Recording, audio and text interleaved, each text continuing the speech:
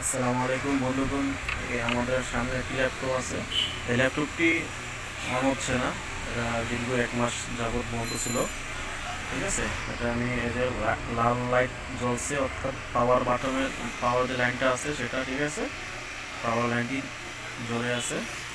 তো এটা চালু হচ্ছে না। ইনশাল্লাহ আমরা এটা চালু করে দেখাবো আপনাদেরকে। এটা হচ্ছে এসার ল্যাপটপ।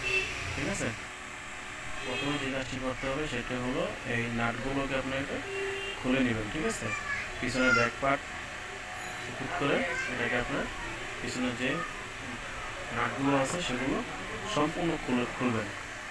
খোলার পর এখন দেখছেন আমাদের এটা সম্পূর্ণ একটা সার্কিট দেখাচ্ছে এখানে। তো এখান থেকে যে কাজটি করবেন সেটা হলো এই যে ব্যাটারির কেবলটা, এটা এখান থেকে খুলে দেবেন। ঠিক আছে, এটা আমি খুলে ফেলেছি। ঠিক আছে, এটা খুলে ফেলবেন। খুলে ফেলে 10 থেকে 5 মিনিট অথবা 5 থেকে 10 মিনিট আপনারা ব্যাটারিটা খুলে রেখে রেখে দেবেন।